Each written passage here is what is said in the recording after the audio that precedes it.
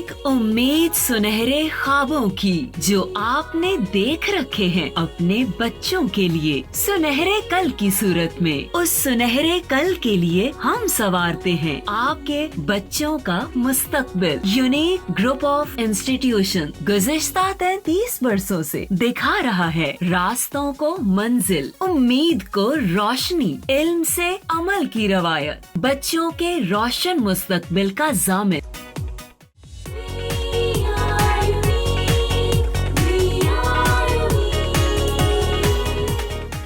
जी बिस्मिल्लाहिर्रहमानिर्रहीम। अस्सलाम वालेकुम डियर स्टूडेंट्स, कैसे हैं बच्चों आप लोग? ठीक हैं? लेसन याद हो रहा है? हम स्टडी कर रहे हैं बच्चों एनिमल टिश्यूज़, और हम एनिमल में हमने ये कहा था कि 4 टाइप्स के टिश्यूज़ पाए जाते हैं। First one epithelial, second one connective, third one muscle tissues and fourth one is nervous tissue. तो बच्चों हमने फर्स्ट 3 पढ़ लिए हैं एपिथेलियल टिश्यूज़। पहले थोड़ा सा इन टिश्यूज़ का रिव्यू कर लेते हैं, इसके बाद फोर्थ वन टाइप पे जाते हैं। Epithelial tissues, connective tissues and muscle tissues. बच्चों अगर आप देखें तो एपिथेलियल टिश्यूज़ बी लॉन्ग है टॉपिक है, और लास्ट ईयर्स में एग्ज़ाम्स में as a long B exams में पूछा जा चुका है ड्यू टू इट्स टाइप्स। दूसरी तरफ अगर आप देखें तो मसल टिश्यूज़ भी लॉन्ग है। हम ये नहीं कह सकते कि ये लेंथ में ज़्यादा है तो यही लॉन्ग आएंगे। एग्ज़ाम्स में 1-2 बार ऐसा भी हुआ कि एक पैराग्राफ, जैसे कनेक्टिव टिश्यू एक पैराग्राफ में दिया गया है, तो ऐसा भी हो सकता है कि कनेक्टिव टिश्यू ही 4 मार्क्स में पूछ लिया जाए। तो आप वहाँ पे हैरान नहीं होंगे कि इतना छोटा सा पैराग्राफ है हमारी बुक में और आपको लॉन्ग में आ चुका है, तो आप उसको उसी तरह से एक्सप्लेन करेंगे विद एग्जांपल्स, और उसके साथ जो उसकी 4 एग्जांपल्स हैं blood, adipose tissues, bones and cartilage, उन चारों की डायग्राम्स जो कि बहुत ही ईजी दी गई हैं वो भी ज़रूर ड्रॉ कीजिएगा।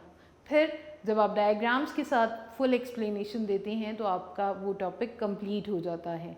उसके लिए आपको वरिड होने की ज़रूरत नहीं होती कि ये तो बहुत छोटा सा था और उसमें मार्क्स आएंगे कि नहीं आएंगे। नहीं, हमारे जितना बुक में दिया गया है अगर आपने वो सारा लिखा है तो आपके मार्क्स ज़रूर आएंगे इंशाल्लाह ताला। ठीक है, तो हमने प्रीवियस लेसन में बच्चों मसल टिश्यूज़ पढ़े थे और कनेक्टिव टिश्यूज़ पढ़े थे। कनेक्टिव टिश्यूज़ क्या क्या फंक्शन परफॉर्म करते हैं जल्दी से देख लेते हैं। कनेक्टिव टिश्यूज़ नाम से पता चल रहा है कि ये कनेक्शन का फंक्शन परफॉर्म करते हैं। इसके अलावा भी 3 फंक्शंस हमने देखे थे, सपोर्ट का काम करते हैं, सहारा देते हैं, बाइंड करते हैं और साथ ही साथ में एनर्जी प्रोवाइड करते हैं। इसमें सेल्स एक्स्ट्रा सेलुलर मैट्रिक्स के ज़रिए से स्केटर्ड हुए होते हैं, और इसकी एग्जांपल है blood. Blood is the connective tissue. इसके बाद बच्चों bones are the connective tissues. आपने देखा है कि बोन जो हैं पूरी बॉडी को सपोर्ट भी देती हैं, मूवमेंट देती हैं, और पूरी बॉडी को एक बहुत बड़ी सपोर्ट का है ये, क्योंकि 206 बोन्स जो हैं वो आपस में जुड़कर एक ढांचा बनाती हैं, एक फ्रेम बनाती है जिससे हमारी बॉडी की एक ख़ास शेप होती है। उसके बाद कार्टिलेज है। कार्टिलेज क्या थी? जो नरम हड्डी जो जिसको आम सेंस में कहते हैं, जैसे हमारी नोज़ में जो बोन पाई जा रही, बोन तो नहीं, ये कार्टिलेज है। इसके लिए वर्ड हम यूज़ करेंगे कार्टिलेज का। This is soft then bones. Bones तो बहुत हार्ड होती हैं, ये सॉफ्ट होती है। और हमारे एक्सटर्नल एयर में ये जो फ्लेक्सिबल स्ट्रक्चर नज़र आ रही फील हो रही है, दैट इज़ द कार्टिलेज। इसके अलावा ट्रैकिया में पाई जाती है कार्टिलेज, और एंड ऑफ लॉन्ग बोन्स पाई जाती हैं। इसके बाद बेटे हमने एडिपोज टिश्यूज़ को डिस्कस किया।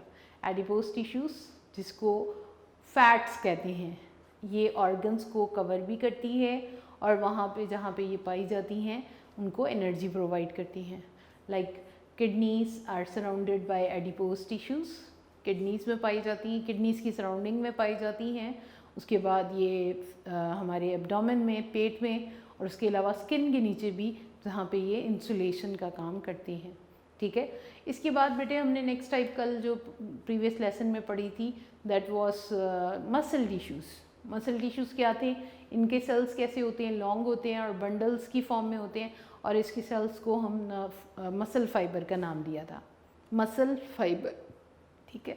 और ये सेल्स जो हैं ये tissues have the ability to contract.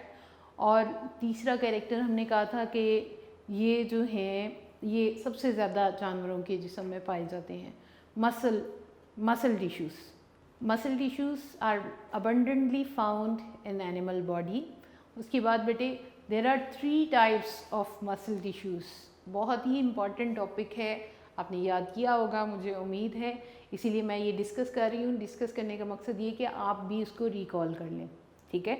तो मसल टिश्यूज़ की 3 टाइप्स थी। फर्स्ट वन क्या थी, स्केलेटल मसल्स, स्केलेटल टन नहीं कहना, स्केलेटन जो होता है वो ढांचा होता है, और ये मसल्स वो हैं जो बोन्स के साथ यानी ढांचे के साथ जुड़े हुए होते हैं, इसीलिए इनको स्केलेटल मसल्स कह रहे हैं, ठीक है। और ये बॉडी में मूवमेंट प्रोड्यूस करते हैं। इसके बाद बेटे हमने पढ़ा स्मूथ मसल्स के बारे में। Smooth muscles are found in urinary bladder, in blood vessels and in alimentary canal. ये वहाँ पे जहाँ पे पाए जाएंगे वहाँ पे मटेरियल्स को ट्रांसपोर्ट करने में हेल्प करते हैं। उसके बाद सेल्स के बारे में भी हमने इनके पढ़ा था कि सेल्स कैसे हैं, स्ट्रेटेड हैं या नॉन स्ट्रेटेड हैं। उसके बाद बेटे हमने थर्ड वन टाइप पढ़ी थी कार्डियक मसल्स की। कार्डियक मसल्स जो कि हार्ट वॉल्स में पाए जाते हैं, हार्ट वॉल्स को बनाने वाले मसल्स हैं, और ये स्ट्रेटेड होते हैं, ब्रांच्ड होते हैं, कंटेन 1 न्यूक्लियस। इसके सेल के अंदर लाइंस लगी होती हैं, स्ट्रिप्ड होती हैं, और इसके अंदर एक एक न्यूक्लियस पाया जाता है। और ये कि ये हार्ट बीट बनाते हैं, हार्ट को बीट करने वाले, ये हार्ट बीट प्रोड्यूस करते हैं ये कार्डियक मसल्स, ठीक है। और फिर हमने कहा था स्केलेटल मसल्स जो होते हैं वॉलंटरी इन एक्शन होते हैं, क्योंकि their contraction is under the control of our will, ठीक है। जबकि स्केलेटल के बाद सेकेंड टाइप थी smooth muscle, smooth and cardiac muscles. Second और third type smooth and cardiac muscles are involuntary in action. क्यों इनवॉलंटरी होते हैं? Because their contraction is not under the control of our will, वो खुद से होती रहती है, इसलिए उनको इनवॉलंटरी इन एक्शन का नाम दिया गया है। लास्ट वन टाइप है बच्चों नर्वस टिश्यू की। नर्वस टिश्यूज, तो नर्वस टिश्यूज़ वो टिश्यूज़ हैं जो बॉडी में कोऑर्डिनेशन डेवलप करते हैं। कोऑर्डिनेशन, एक जानवर अपनी एनवायरनमेंट में कितना सक्सेसफुल हो सकता है, कितना ज़्यादा अपने आप को बचा सकता है, जितना कि वो स्ट्रॉन्गली किसी भी स्टिमुलस को रिस्पॉन्स करता है, ठीक है। Animal survival, an animal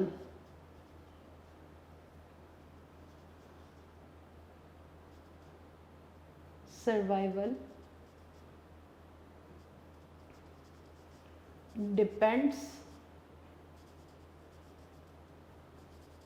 on the respond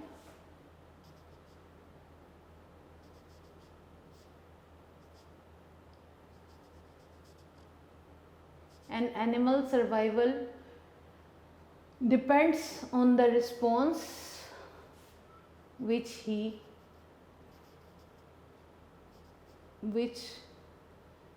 produce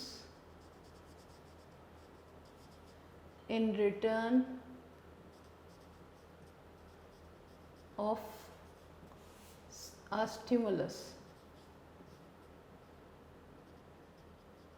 कितना तेज़ी से वो एक स्टिमुलस को रिस्पॉन्स करेगा, उतना ही ज़्यादा उसका सर्वाइवल एक एनवायरनमेंट में स्ट्रॉन्ग होगा। सबसे पहले मैं स्टिमुलस और रिस्पॉन्स को डिस्कस करूँगी कि स्टिमुलस क्या है और रिस्पॉन्स क्या है। बच्चों, स्टिमुलस कोई भी बॉडी के बाहर पाया जाने वाला कोई ऐसा चेंज है जो कि बॉडी के अंदर आप ये समझ लें, आपने पढ़ा है कि हर एक्शन का रिएक्शन होता है, हर एक्शन का रिएक्शन होता है। तो स्टिमुलस जो है एक ऐसा चेंज है जो एक्शन है, ठीक है। ये ऐसा चेंज है जो एनवायरनमेंट में भी हो सकता है, बॉडी के बाहर भी हो सकता है और बॉडी के अंदर भी पाया जा सकता है, ठीक है। जैसे कहीं पे आप धूप में खड़े हैं, वो सनलाइट जो आप तक आ रही है, that will act as stimulus. आप गर्मी होगी तो आप उससे दूर हटने की कोशिश करोगे क्योंकि आपको बहुत गर्मी लगेगी, तो वो गर्मी जो आपकी सराउंडिंग में है that will act as stimulus, और आपका पीछे हो जाना, उस धूप से पीछे हो चले जाना या हट जाना, वो क्या होगा, आपका रिस्पॉन्स होगा। इसी तरह से जब आपको थर्स्ट फील होती है, आपको प्यास लगती है, आपकी बॉडी में कुछ ऐसी चेंजेस आती हैं, आपको फील होता है कि अब आपको पानी पीना है, that is also the stimulus, ठीक है। और आप जाते हो, एक ग्लास पानी पकड़ते हो और उसको पीते हो, ठीक है, that is the stimulus. Stimulus कोई भी ऐसा चेंज हो सकता है जो एनवायरनमेंट में एक्सटर्नली पाया जा सकता है बॉडी के, या इंटरनली भी हो सकता है, और उस चेंज को रिसीव खास किस्म के ऑर्गन्स करते हैं which are named as sensory organs. आपको पता है हमारी बॉडी में 5 सेंसरी ऑर्गन्स हैं, ठीक है, और वो 5 सेंसरी ऑर्गन्स इन स्टिमुलाई को डिटेक्ट करते हैं। फिर उसके बाद डिफरेंट स्टेप से ये प्रोसेस गुजरता है, और जो कोऑर्डिनेटर्स होते हैं, यहाँ पे कोऑर्डिनेटर्स का वर्ड हमारी बुक में अभी तो यूज़ नहीं हुआ, लेकिन ये बात याद रखिएगा, स्टिमुलस एक एक्शन है, ठीक है, और उस एक्शन के नतीजे में हमारी बॉडी एक रिस्पॉन्स देती है। उसको रिस्पॉन्स जितनी जल्दी करेगी उतना ही उस एनिमल का, उस बॉडी का सर्वाइव करना पॉसिबल हो जाएगा, दैट इज़ अ रिएक्शन, ठीक है। और इस रिएक्शन को कंप्लीट करने के लिए हमारी बॉडी में जो टिश्यूज़ काम कर रहे हैं रिएक्शन के लिए, इन स्टिमुलस को रिसीव करने के लिए जो टिश्यूज़ काम कर रहे हैं, that are named as nervous tissues. Nervous tissues, अब ये नर्वस टिश्यूज़ बेसिकली जिन सेल से मिलकर बने हैं, they are named as nerve cells और न्यूरॉन। नर्व सेल इनको कहते हैं जिनसे ये नर्वस टिश्यूज़ बने हुए हैं, नर्व सेल और न्यूरॉन। ये हमारी पूरी बॉडी में पाए जाते हैं। न्यूरॉन्स और नर्व सेल्स कहाँ कहाँ पे पाए जाते हैं? मेनली जिन ऑर्गन्स को बना रहे हैं, मेन ऑर्गन है हमारा ब्रेन। ब्रेन इन न्यूरॉन से या नर्व सेल से मिलकर बना है। और उसके बाद हमारा स्पाइनल कॉर्ड, जो हमारी बैकबोन के अंदर एक ग्रे मैटर पाया जाता है, दैट इज स्पाइनल कॉर्ड। इसके अलावा ये पूरी बॉडी में नर्व सेल्स भी पाए जाते हैं, न्यूरॉन्स पाए जाते हैं। तो नर्व सेल्स और neurons are found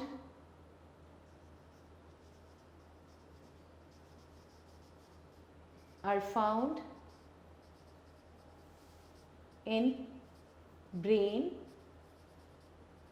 spinal cord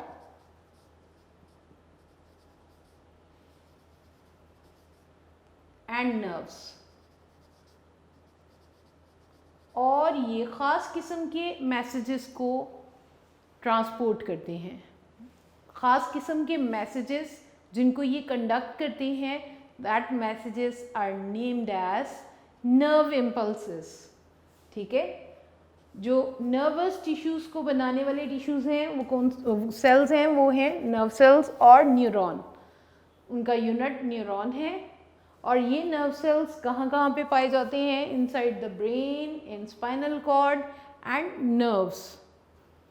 they carry the message, these nerve cells or neurons carry messages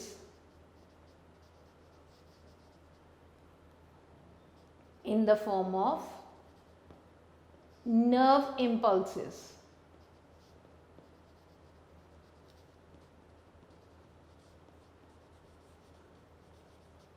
neurons carry messages in the form of nerve impulses.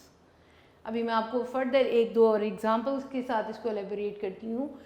Animal nervous tissues में ये बता रहे हैं कि एनिमल सर्वाइवल तभी possible है एक environment में जब वो किसी भी स्टिमुलस को प्रॉपर रिस्पॉन्स करता है, फिर ही उसकी एनवायरनमेंट के साथ एक कोऑर्डिनेशन और उसकी अपनी बॉडी के अंदर एक कोऑर्डिनेशन डेवलप होती है। और नर्वस टिश्यूज़ ये काम करते हैं।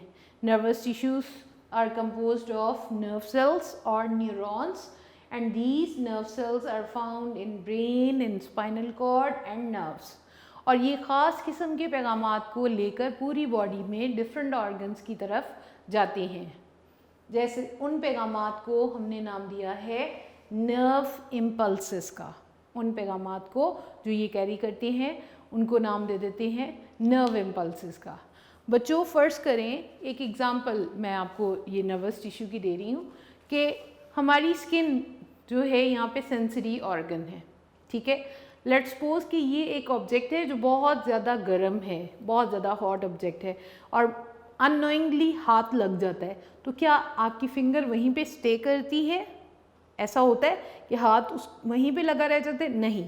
क्या होता है, आप देखें कि अननोइंगली जैसे ही हाथ इस ऑब्जेक्ट को, हॉट ऑब्जेक्ट को टच करता है, फ़ौरन पीछे हो गया है और बाद में पेन का एहसास हुआ है। यानी हाथ हटाने का काम पहले हुआ है और पेन बाद में फील हुई है। ऐसा किस तरह से पॉसिबल हुआ है? Due to these neurons.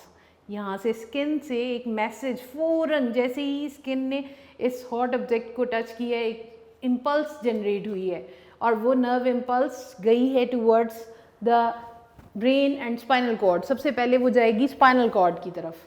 Spinal cord फ़ौरन से हमारे जो मसल्स हैं उनको पैगाम भेजेगा एक दूसरे न्यूरॉन के ज़रिए से, और वो न्यूरॉन्स इस मसल्स को जब मैसेज कन्वे करेंगे तो मसल्स शो कॉन्ट्रैक्शन। ये मसल्स कॉन्ट्रैक्ट हुए और हमारा हाथ जो है वो पीछे हो गया इस हॉट ऑब्जेक्ट से, ठीक है ना।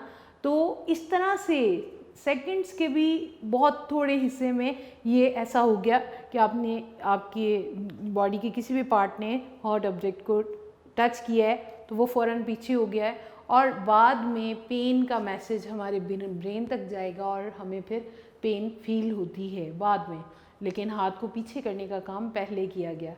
अगर ऐसा ना होता तो क्या होता कि हाथ उस गर्म ऑब्जेक्ट के ऊपर ही रह जाता और बहुत ज़्यादा नुकसान हो सकता था। लेकिन हमारा नर्वस सिस्टम बहुत ज़्यादा इन अनसर्टेन कंडीशन से बॉडी को बचाने की कोशिश करता है, ठीक है। इसी तरह हमारे बॉडी में बहुत सारे ऑर्गन्स एक दूसरे काम कर रहे होते हैं और उनको भी आपस में लिंक करना भी इन्हीं नर्वस टिश्यूज़ का काम है।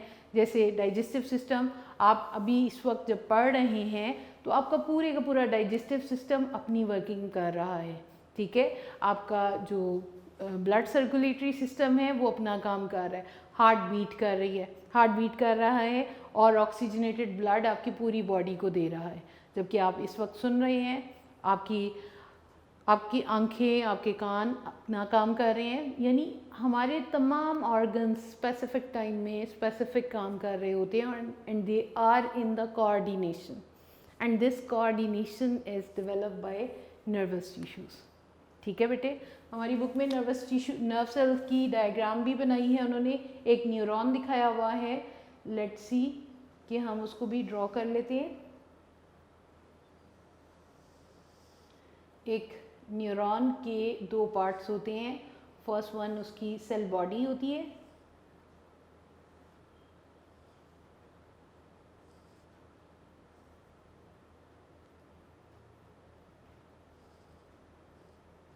this is the cell body having dendroids, और यहाँ पे न्यूक्लियस है और साइटोप्लाज्म सेल बॉडी में पाया जाता है। जबकि ये जो इलोंगेटेड पार्ट है, elongated part of the neuron is named as axon। यहाँ पे जस्ट उसकी डायग्राम बनाई गई है, उसको उसके स्ट्रक्चर के बारे में डिस्कस नहीं किया गया, जो हम आगे स्टडी करेंगे इंशाल्लाह ताला। लेकिन यहाँ पे आपको ये पता होना चाहिए ये एक्सोन्स इसलिए लंबे होते हैं क्योंकि इन्होंने इम्पल्सेस को कन्वे करना होता है।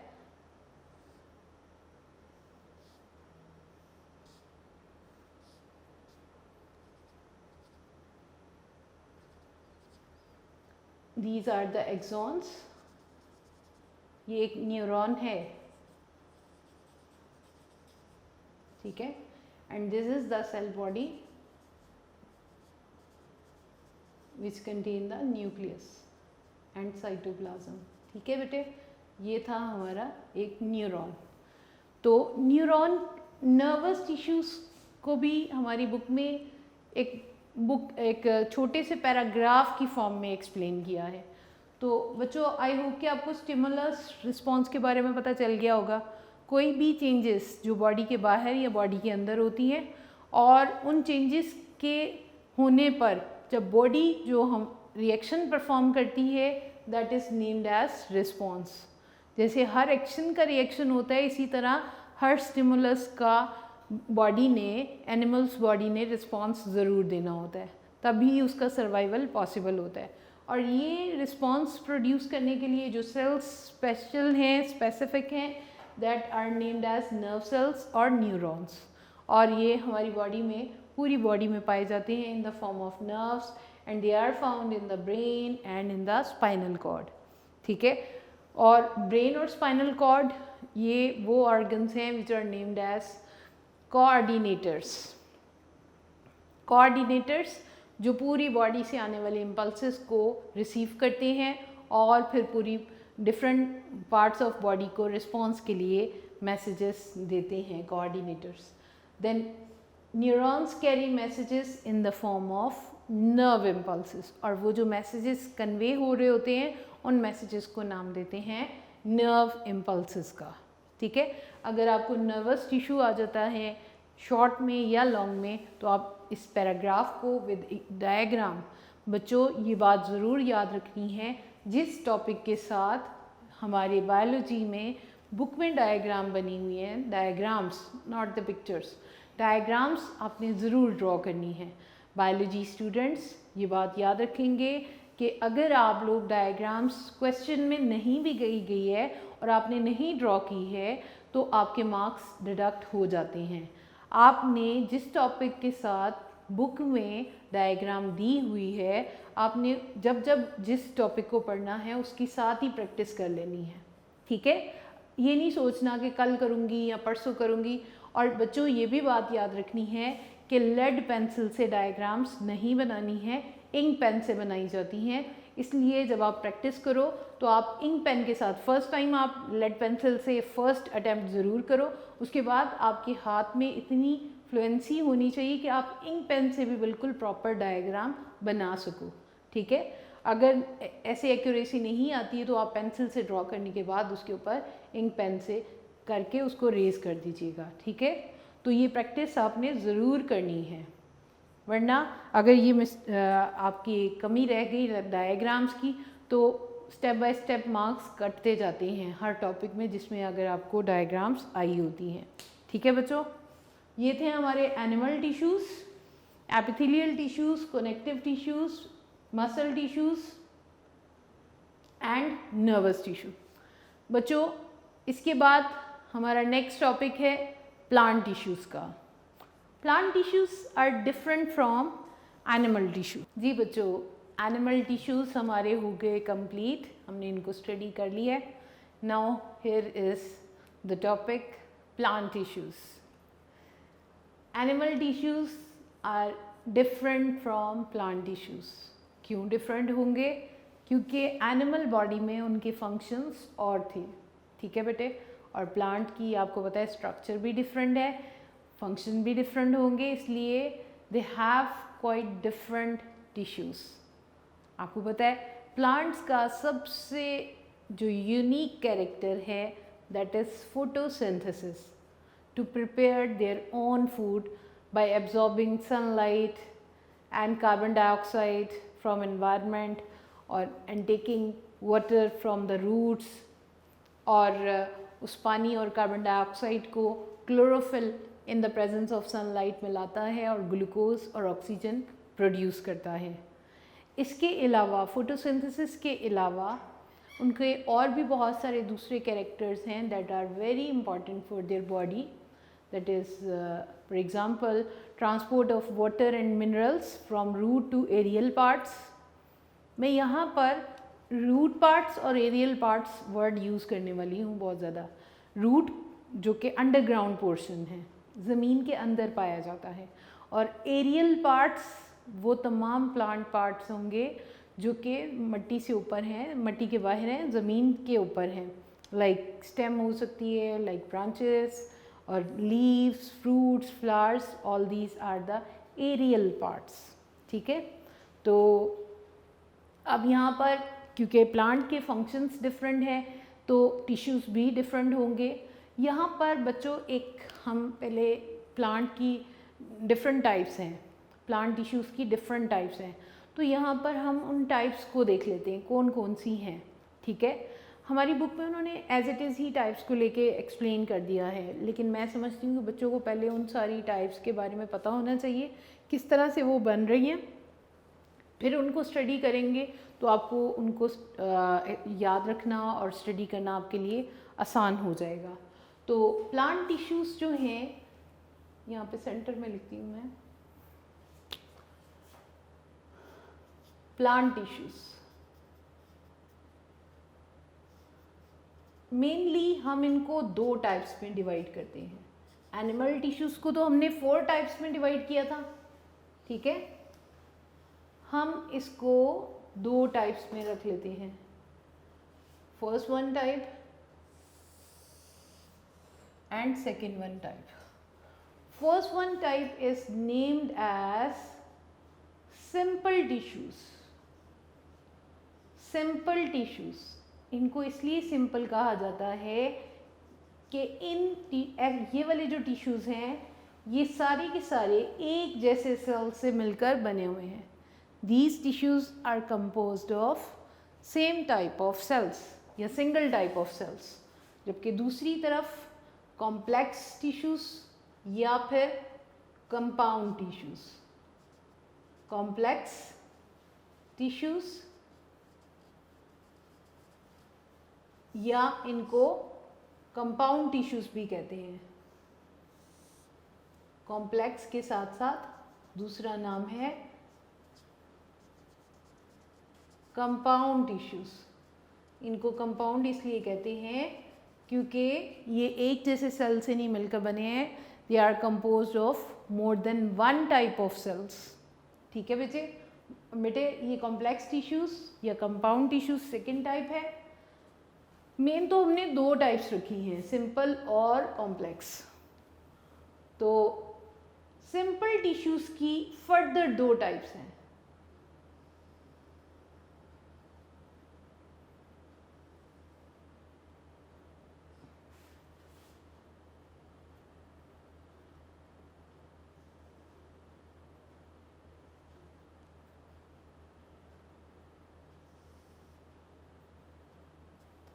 सिंपल टिश्यूज़ की 2 टाइप्स हैं।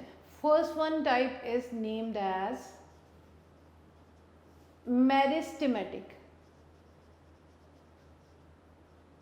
Meristematic tissues and second one are named as permanent tissues. Permanent.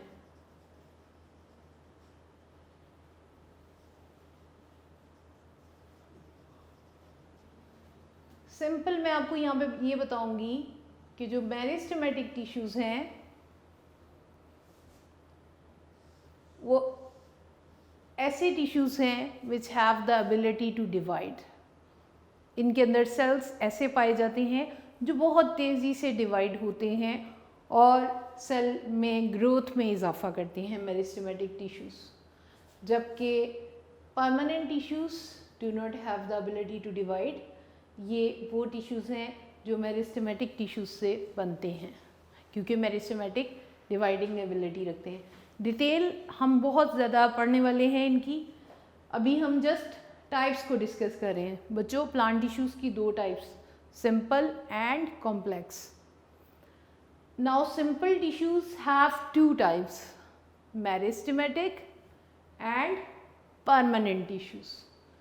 Permanent tissues की फर्दर 3 टाइप्स हैं, ठीक है। परमानेंट टिश्यूज़ की फर्दर 3 टाइप्स हैं। फर्स्ट वन टिश्यू जिसका नाम है एपिडर्मल टिश्यूज़। एपिडर्मल टिश्यूज़, ठीक है। एपिडर्मल ये रूट, स्टेम और लीव्स का आउटर कवर बनाती हैं। फिर वही बात के डिटेल हम फर्दर पढ़ेंगे, ठीक है। Epidermal tissues. सेकेंड टाइप है बच्चों ground tissues.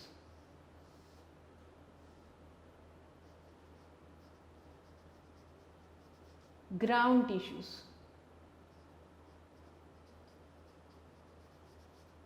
and the third one type is sport tissues.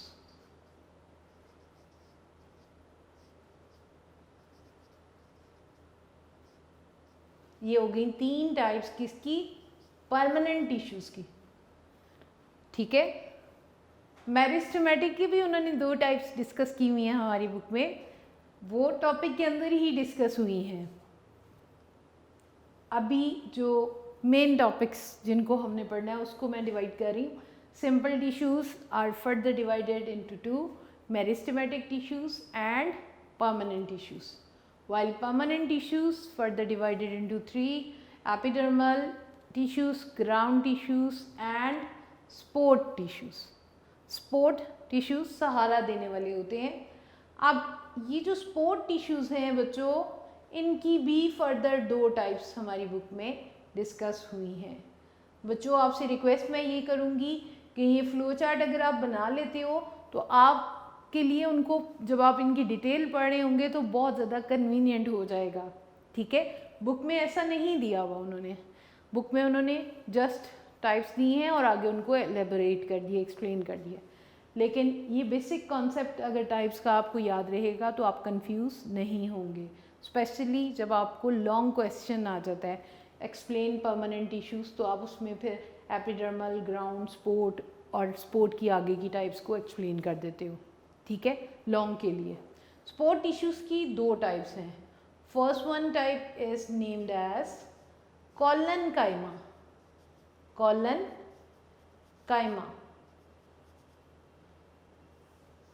Collenchyma tissue.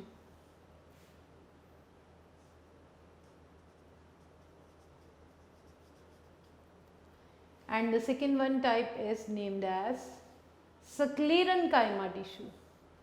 Second one type क्या है? Sclerenchyma tissue.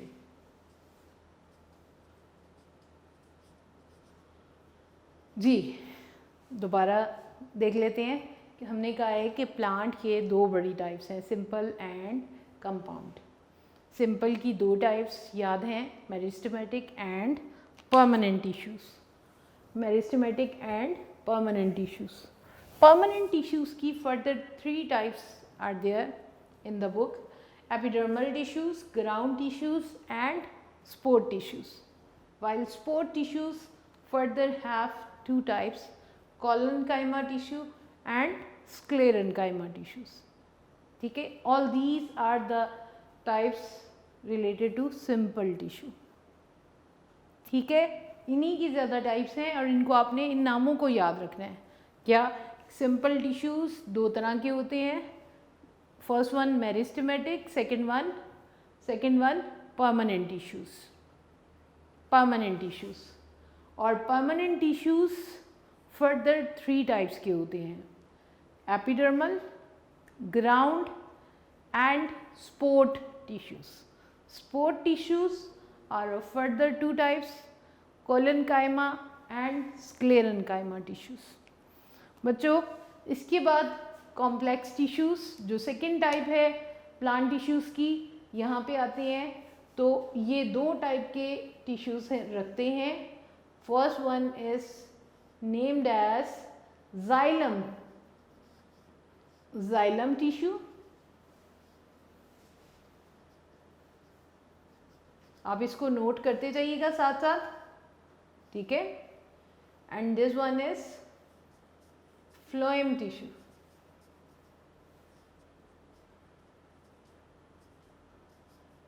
ये वो टिश्यूज हैं जो कॉम्प्लेक्स की टाइप्स हैं, कंपाउंड टिश्यूज हैं which are composed of more than one type of cells, these are named as complex tissues. और इसकी सिर्फ दो टाइप्स हैं, xylem tissues and phloem tissues. अब बच्चों वन बाय वन हम इनको स्टडी करेंगे, आप इनको नोट कर लें पहले किसी एक पेज के ऊपर। बुक पे तो उसको एज इट इज़ दिया गया है, लेकिन इस तरह फ्लो चार्ट की फॉर्म में टाइप्स जब हमने लिखी होंगी तो हम जब उनको समझ रहे होंगे, पढ़ रहे होंगे, उनकी लोकेशन, उनके फंक्शन, तो हम किसी भी किस्म के मेस से बच जाएंगे, ताकि हमें टाइप्स का पता हो कि हम किस वक्त कौन सी टाइप स्टडी कर रहे हैं, ठीक है। तो सिंपल टिश्यूज़ की दो टाइप्स हैं, first one is meristematic tissues and permanent tissues. First one simple tissues की दो टाइप्स थी, मेरिस्टेमेटिक एंड परमानेंट। परमानेंट की तीन टाइप्स हैं। Permanent tissues further consist of three types, epidermal, ground and spore tissues, while spore tissues further of two types, collenchyma and sclerenchyma। इसके बाद बच्चों compound tissues या कॉम्प्लेक्स टिश्यूज़ जाइलम टिश्यूज़ हैं और phloem tissues हैं। ये आपने आज अच्छी तरह से इन टाइप्स के नाम को याद रखना है, इनके कैरेक्टर्स क्या हैं, कहाँ पे ये पाए जाते हैं, इंशाल्लाह ताला नेक्स्ट लेसन में हम डिस्कस करेंगे। और आप लोग प्लीज़ इसको याद करना है। And this topic is also very interesting.